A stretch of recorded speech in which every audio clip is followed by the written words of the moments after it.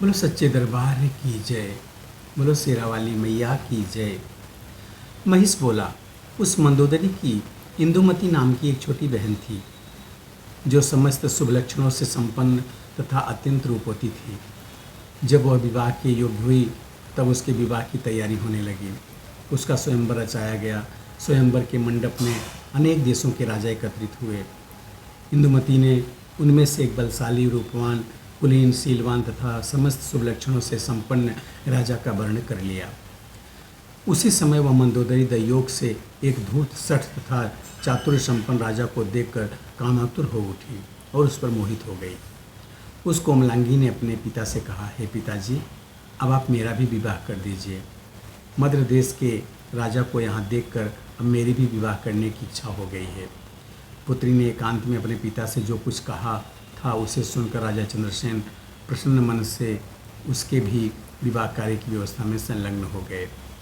तत्पश्चात मद्र देश के उस राजा को अपने घर बुलाकर उन्होंने वैवाहिक विधि के अनुसार उन्हें अपनी कन्या मंदोदरी सौंप दी और बहुत सा वैवाहिक उपहार प्रदान किया। मद्र नरेश चारुदेश की भी उस सुंदरी को पाकर बहुत प्रसन्न हुए और संतुष्ट होकर स्त्री के साथ अपने घर चला गया। राजाओं में श्रेष्ठ वह चारुदेश बहुत दिनों तक उस कामिनी के साथ रमण करता रहा।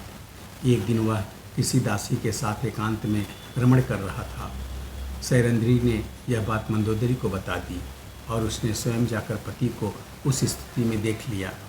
तब उसने मुस्कुराकर क्रोध के साथ राजा को बहुत उपालंभ दिया। इसके बाद पुनः किसी दिन मंदोदरी ने राजा को एक रूपवती दासी के साथ एकांत में क्रीड़ा विहार करते हुए देख लिया। यह देखकर उस समय उसे महान कष्ट हुआ। वह सोचने लगी, जब मैंने इसे स्वयंवर में देखा था तब मैं इस सठ के विषय में ऐसा नहीं समझ पाई थी। मैंने मोहवश क्या कर डाला, या राजा ने तो मुझे ठग लिया। अब मैं क्या करूं? केवल संताप ही मिला। ऐसा निर्लज्ज, निर्दयी और धूर्त पति के प्रेम कैसे हो सकता है? अब मेरे जीवन को धिक्कार है। आज से मैं संसार में पति के साथ सहवास से प्राप्त होने वाले सारे सुख का त्याग कर रही हूँ। अब मैंने संतोष कर लिया है। मैंने वह काम कर डाला जिसे मुझे नहीं करना चाहिए था, इसलिए वह मेरे लिए कष्टदायक सिद्ध हुआ। अब यदि मैं देह त्याग करती हूँ तो वह दुस्तर आत्महत्या के समान होगा। यदि पिता के घर चली जाऊँ तो वहाँ भी सुख नहीं मिलेगा और वहाँ पर मैं अपनी सखियों की हंसी का पात्र बनी रहूँगी। इसमें कोई संशय नहीं है। अतः वैराग्य युक्त होकर भोग विलास के सुख का परित्याग करके कालयोग से मुझे यहीं पर निवास करना चाहिए। महिष बोला, ऐसा विचार करके वह नारी सांसारिक सुखों का परित्याग करके दुख तथा शोक से संतप्त रहती हुई अपने पति के घर पर ही रह गई। अतः हे कल्याणी, उसी प्रकार तुम भी मुझ राजपति का अनादर करके पुनः कामातुर होने पर किसी अन्य मूर्ख या कायर पुरुष का आश्रय ग्रहण करोगी। अतः स्त्रियों के लिए परम हितकारी तथा सच्ची मेरी यह बात मान लो। इसे ना मानकर तुम बहुत कष्ट उठाओगी, इसमें संदेह नहीं है। देवी बोली, हे मंदबुद्धि, अब तुम पाताल लोक भाग जाओ अथवा मेरे साथ युद्ध करो। मैं तुम्हें तथा सभी असुरों को मारकर सुखपूर्वक यहाँ से चली जाऊँगी। हे दानव, जब जब साधु पुरुषों पर संकट आता है तब तक उनकी रक्षा के लिए मैं देह धारण करती हूँ।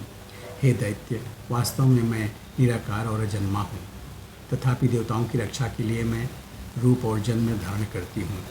यह तुम निश्चित समझ लो। मैं सत्य कहती हूँ कि देवताओं ने तुम्हारा वध करने के लिए मुझे प्रार्थना की थी। हे महिष, तुझे मारकर मैं सर्वथा निश्चिंत हो जाऊँगी। अतएव अब तुम मेरे साथ युद्ध करो अथवा असुरों की निवास भूमि पाताल को चले जाओ। अब मैं तुम्हें निश्चय ही मार डालूंगी। मैं यह बिल्कुल सच कह रही हूँ। व्यासी बोले, देवी के ऐसा कहने पर महिषासुर धनुष लेकर युद्ध करने की इच्छा से संग्राम भूमि में डट गया। वह पत्थर पर घिसकर नुकीले बनाए गए बाणों को कान तक खींचकर बड़े वेग से छोड़ने लगा। तब भगवती ने कुपित होकर अपने लव मुख बाणों से उसके बाणों को काट डाला। अब देवी और दानव महिष में भीषण संग्राम होने लगा। वह युद्ध अपनी अपनी विजय चाहने वाले देवताओं और दानवों के लिए बड़ा भयदायक था। उसी समय दुर्धर नामक दैत्य बीच में आकर भगवती को कुपित करता हुआ उन पर अतिशय दारुण और विषैले बाणों की वर्षा करने लगा। तब भगवती ने क्रोधित होकर उस पर तीक्ष्ण बाणों द्वारा प्रहार किया। जिससे दुर्धर प्राणहीन होकर पर्वत शिखर की भांति पृथ्वी पर गिर पड़ा। दुर्धर को अमृत देकर शस्त्रों का महान ज्ञाता त्रिनेत्र रणभूमि में आकर 7 बाणों से भगवती परमेश्वरी पर आघात करने लगा। वह बाण देवी के पास पहुंच भी नहीं पाए थे कि बीच में ही उन्होंने अपने बाणों से ही उन बाणों को काट दिया। तत्पश्चात जगदम्बा ने अपने त्रिशूल से त्रिनेत्र को मार डाला। तब त्रिनेत्र को मारा गया देखकर तुरंत अंधक भी आ गया और उसने अपनी लौहमयी गदा से सिंह के मस्तक पर प्रहार किया, किंतु सिंह क्रोध में भरकर अपने तीक्ष्ण नखों के प्रहार से उस महान बलशाली दानव का वध करके उसका मांस खाने लगा।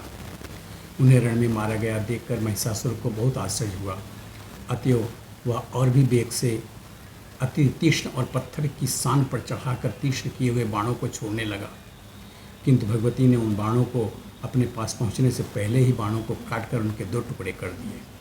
इसी प्रकार जगदम्बा ने महिषासुर के वक्ष पर अपनी गदा से आघात किया। देवताओं को दुख देने वाला महिष गदा से घायल होकर मूर्छित हो गया, किंतु उस वेदना को सहन करके वह पापी उठ खड़ा हुआ और पुनः तुरंत आकर उनसे कोपाविष्ट होकर अपनी गदा से सिंह के मस्तक पर प्रहार किया। तब सिंह भी नखों के आघात से उस महान असुर को विदीर्ण करने लगा।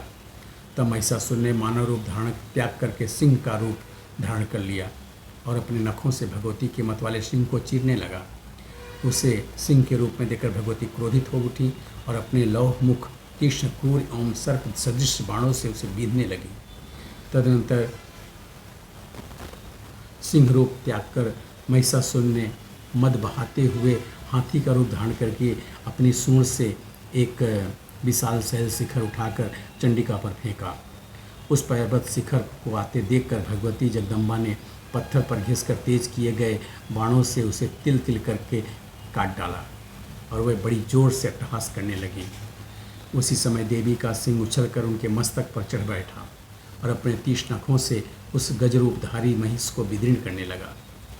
अब महिष ने क्रोधपूर्वक उस सिंह को मारने के विचार से हाथी का रूप धारण कर त्याग कर अत्यंत भीषण और बलवान 8 पैरों वाले सर्प का रूप धारण कर लिया। उस सर्प को देखकर जगदम्बा ने अतिशय क्रोध में भरकर उसके मस्तक पर खड्ग से आघात किया। तब उसने भी भगवती पर प्रहार किया। अब उन दोनों में भयंकर युद्ध होने लगा। उसी समय उसने महिष रूप धारण करके अपनी सिंहों से देवी के ऊपर आघात किया। विकराल रूप वाला तथा भयानक वह महान असुर अपनी पूंछ के घुमाने तथा सिंहों से कोमल अंगों वाली देवी पर प्रहार करने लगा। वह पापी अपनी पूंछ से पर्वतों को सींग पर रखकर बड़े वेग से घुमाता और हंसकर अति प्रसन्नतापूर्वक भगवती के ऊपर फेंकने लगा। बल से उन्मत्त उस दानव ने भगवती से कहा, हे देवी ठहरो, रूप और यौवन से संपन्न तुमको मैं आज मार डालूंगा। तुम मूर्ख हो जो मदमत्त हो मेरे साथ युद्ध कर रही हो। तुम अज्ञानवश अपने को व्यर्थ ही बलवती समझकर मुखर रही हो। तुम्हें मारने के बाद मैं उन सब कपट पंडित देवताओं को भी मार डालूंगा जो 60 देवतागण एक स्त्री को आगे करके मुझे जीतना चाहते हैं। देवी बोली, अरे मूर्ख, व्यर्थ अभिमान मत करो, रणभूमि में ठहर जाओ, तुम्हें मारकर मैं देवताओं को निर्भय बना दूंगी। अरे अधम, मैं अभी मधुर मद्य पीकर देवताओं के लिए दुखदायी और मुनियों को भयभीत करने वाले तुझ पापी को रण में काट डालूंगी। व्यास जी बोले, ऐसा कहकर क्रोधपूर्वक उस दैत्य मार डालने के विचार से भगवती मद्यपूर्ण सोने का पात्र लेकर बारंबार उसे पीने लगी। उस मीठे द्राक्षास रस को पीकर भगवती बड़े वेग से अपना त्रिशूल उठाकर देवताओं को हर्षित करती हुई उस दानव पर झपटी। उस समय देवता प्रेम पूर्वक उनकी स्तुति करने लगे और पुष्प वर्षा करने लगे। वह दुंदुभियों की ध्वनि से साथ देवी की जय हो ऐसा बार बार कहने लगे। सभी ऋषि, सिद्ध, गंधर्व, पिशाच, नाग, चारण और किन्नर गण आकाशमंडल में स्थित होकर उस युद्ध को देखकर आनंदित हो रहे थे। कपट कार्य में प्रवीण यह महिषासुर रणभूमि में बार बार विविध प्रकार के मायामय शरीर धारण करके भगवती पर प्रहार करने लगा। तब क्रोध से लाल नेत्र करके चंडिका ने उस अपने तीक्ष्ण त्रिशूल से उस पापी के हृदय देश पर बलपूर्वक आघात किया। उसके आहत होकर महिषासुर भूमि पर गिर पड़ा और मूर्छित हो गया, किंतु मुहूर्त भर बाद पुनः उठकर अपने पैरों से वेगपूर्वक देवी चामुंडा को मारने लगा। इस प्रकार पद प्रहारों से देवी को चोट पहुंचाकर वह बारंबार हंसने लगा और देवताओं को भयभीत कर देने वाली भीषण ध्वनि करके चिल्लाने लगा। तदनंतर भगवती ने 1000 अरों और सुंदर नाभि वाला एक उत्कृष्ट चक्र हाथ में लेकर अपने समझ खड़े महिषासुर से उच्च स्वर में कहा, अरे मदांध, तुम्हारे गले को काट डालने वाले इस चक्र की ओर देखो। तनिक देर और ठहर कर अब तुम यमलोक के लिए प्रस्थान कर दो। ऐसा कहकर जगदम्बा ने युद्ध भूमि में उस दारुण चक्र को चला दिया। उस तप चक्र से उस दानव का सिर कट गया। इस समय उसके कंठ की नली से इस प्रकार उष्ण रक्त बहने लगा जैसे गेरू आदि से युक्त लाल पानी का झरना बड़े वेग के साथ पर्वत से गिर रहा हो। मस्तक कट जाने पर उस दानव का धड़ घूमता हुआ भूमि पर गिर पड़ा। उस समय देवताओं के मुख से सुख की वृद्धि करने वाला विजय घोष होने लगा। अब भगवती का महाबली सिंह मानो भूख से व्याकुल होकर रणभूमि में भागते हुए दानव को खाने लगा। हे नृप, क्रूर महिषासुर के मर जाने पर जो कोई दानव मरने से शेष बच गए थे वह भय से संतस्त होकर पाताल चले गए। उसके मर जाने पर भूमंडल पर जो भी देवता, मुनिगण, मनुष्य और साधुजन थे वह परम आनंदित हो गए। चंडिका भी रणभूमि छोड़कर एक पवित्र स्थान में विराजमान हो गई। देवता भी उन सुख प्रदान करने वाली भगवती की स्तुति करने की इच्छा से शीघ्र ही वहाँ आ पहुँचे। यहाँ पे पंचम स्कंद का 18वां अध्याय पूरा होता है। बोलो सच्चे दरबार की जय।